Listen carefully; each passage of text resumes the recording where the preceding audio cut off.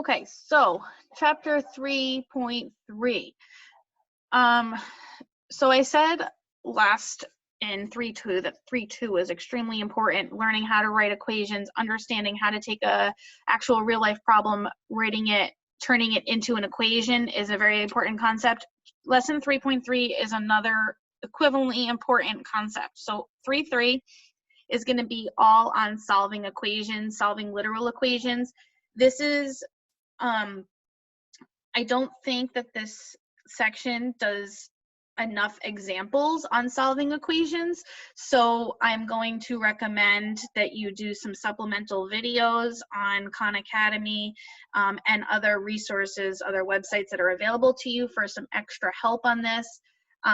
Alex will probably do a lot of examples on solving equations, but I think that watching some Khan Academy videos would be really essential for this topic because there is a lot of extra practice that will be needed with this, and the next topic is going to move on to something different. So make sure that you understand how to do lesson 3.3 as well as 3.2 before moving on in this course. So just make sure that you put enough time into this topic because this is a super crucial topic.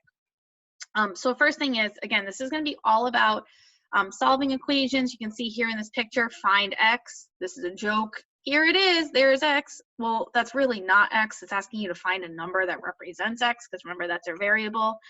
And we'll talk about what literal equations means in the latter half of this lesson.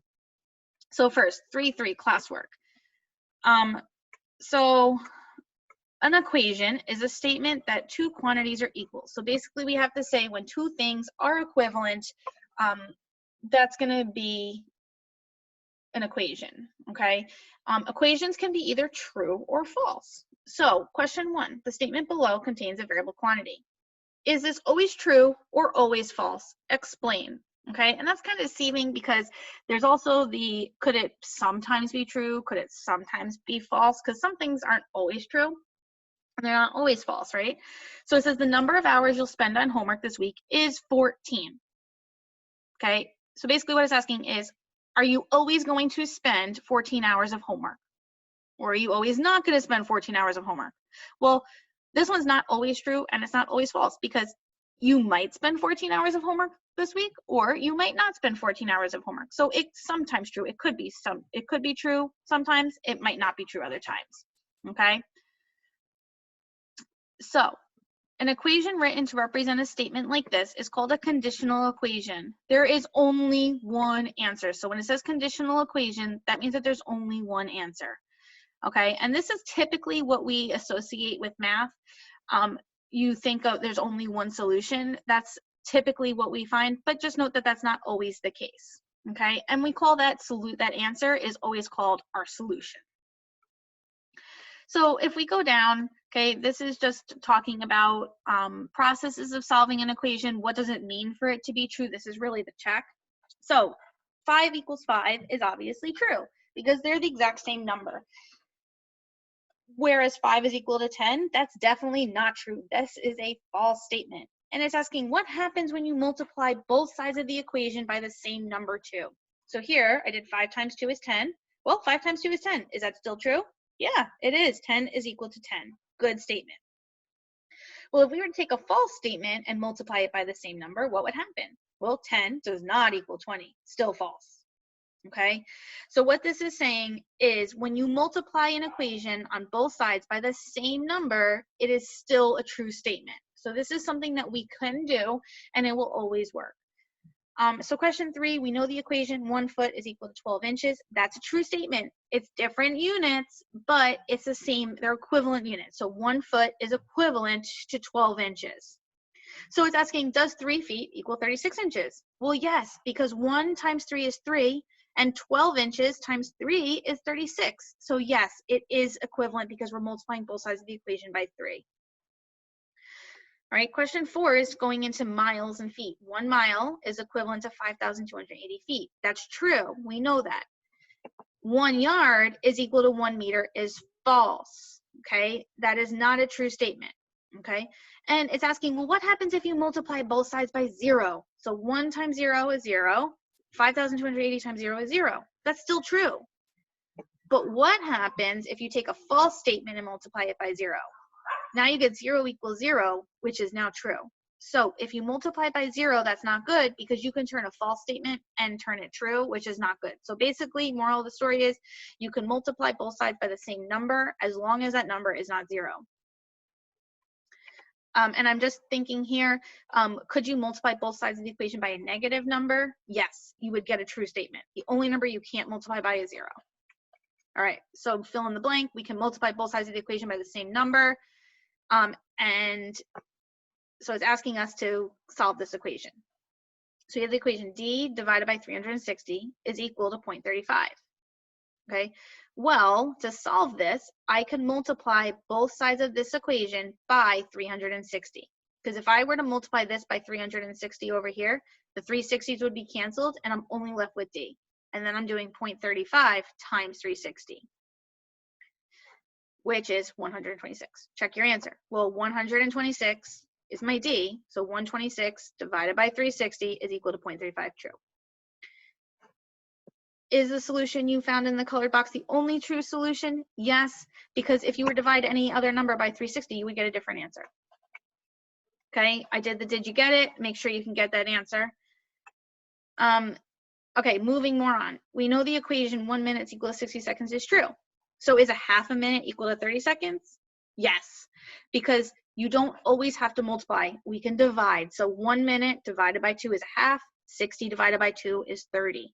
Okay, so multiplying and dividing are perfectly good things to do as long as they are the same number. And again, you can't divide by 0, so just make sure you're not dividing by 0. Doing the example here, 5x equals 60. Notice I divided both sides by 5. These 5s are going to cancel. 60 divided by 5 is 12. You can check your answer. 5 times 12 is 60. All right, moving on to proportions. We've talked a little bit about this. A proportion is when you have two fractions that are equivalent to one another. So d divided by 360 is equivalent to 35 out of 100. To solve a proportion, you're going to cross multiply is what it's telling you here. D times 100 is equal to 35 times 360. And that's one way, okay? What I'm showing you is there's another way we can do it. We can use multiplication properties that we just talked about to solve this. So I'm going to multiply this side. I need to get 360 to cancel, so I'm multiplying by 360 and 360. And then this side, I need to get the 100 to cancel, so I'm multiplying by 100 and by 100. Well, 360s are going to cancel here. 100s are canceling here. So I'm up with 100 times d. Excuse me, 100d is equal to 35 times 360. And if you were to cross multiply, you would get the exact same thing. Okay, so 100 times d, 35 times 360. Okay, you get the exact same thing. This is just another example in cross multiplication. So 15 times 12, x times 36, I get 36x equals 180. Well, I got divided by 36, so we get 180 divided by 36 is 5. All right, make sure you try the did you get it? Make sure you get the correct answer. Nope, I didn't get a decimal. I got a decimal. It's okay. Decimals are fine answers. All right. So moving on. We know 1 minute is equivalent to 60 seconds. Question 11. Is it okay to add 3 to both sides? Okay, so if I did 1 minute plus 3, you would get 4 minutes. 60 seconds plus 3 minutes plus 3 is 63 seconds. Are those equivalent? No. Because if you do 4 minutes times 60 seconds per 1 minute, you would get 240 seconds. That's not 63 seconds, okay? So when you add 3 minutes to the left and you're only adding 3 seconds to the right, you're not adding the same quantity, right? We're different units, so you can't do that. But it's saying if I add 3 seconds to both sides of the equation, now I'm dealing the same units. I'm adding 3 seconds. They specified units. Is that okay? Yes. Because 1 minute and 3 seconds is equivalent to 63 seconds. So just make sure when you're adding or multiplying, we're dealing with the same units, because otherwise it's going to mess with your answer. All right, so it's okay to add the same quantity to both sides. Notice this is a negative 142, which is why we're doing addition. I'm going to add 142 to both sides. 70 plus 142 is 212. You can always check your answer. 212, take away 142. Yes, that equals 70. All right. Would it work if we did subtraction? Well, 36 inches, take away 5 inches is equivalent to 3 feet, take away 5 inches. 36 inches, take away 5 is 31 inches. 3 feet minus 5 inches is 2 feet 7 inches, which is equivalent of 31 inches. Okay, that's kind of confusing, but just make sure you pay attention to the units, convert feet and inches, and you'll see it. Okay, so just note subtracting will also work because I'm using subtraction because I have a positive here. So whenever you see an addition sign in the problem, you got to use the subtraction sign.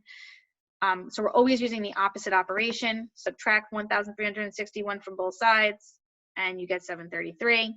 Check your answer. 733 plus 1,361 is equal to 2,094. Okay. Now, this did you get it is super important, okay? And this is where I think this textbook is lacking, and I want to make sure that you're going to get some supplemental videos to help you here. It went right from really one-step problems to this very complicated problem, and there's not very much. So they have the summary of the steps.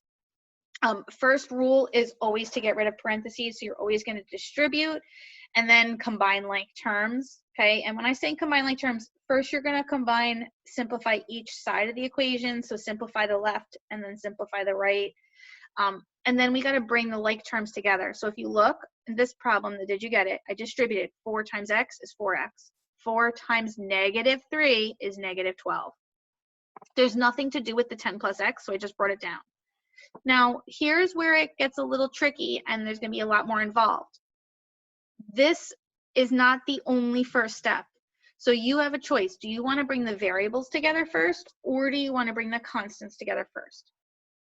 I personally think it's easier to bring the variables together first, but if you wanted to bring the constants together first, that's fine. The other thing to keep in mind is that you want to do whatever you can to keep things positive. So if you notice, I subtracted x from both sides first. First instinct is to subtract, to bring this 4x over to the x, and that's fine. But if you wanted to bring the 4x over to the x, I would have to subtract 4x, which means you're going to be left with a negative number. If I bring this x over, now I have 4 take away 1x, which gives me 3x. So I'm left with a positive variable instead of a negative, just something to keep in mind. Again, it's not wrong if you do it the other way, you're just gonna have negatives to think about. Now, so I'm left with 4x minus x is 3x. I brought down the minus 12, I brought down the 10. These x's are gonna go away because they make 0. I don't have enough room, so I'm coming back up here. I just rewrote the equation. Now I have a minus 12. Well, how do you get rid of a minus? I have to add. So plus 12 here, plus 12 here. These 12s are gonna cancel out because they make 0. I'm left with 3x equals 22, because 10 plus 12 is 22. Divide both sides by 3. 22 divided by 3 is 7.33333, and I wrote a 7.3 repeating. So again, if you are struggling with this problem, and it's okay if you are, this is a pretty hard equation, make sure you do some extra practice problems that I'm going to post suggestions for. Come and talk to me. I know Alex is going to have a lot of these kind of problems for you to do, but just make sure that you spend the time working on them. Okay, so that concludes the classwork section. Again, I know this is a really hard part. The group work is going to get just as confusing, but please try it on your own, see if you can do it on your own, and then go to the next video.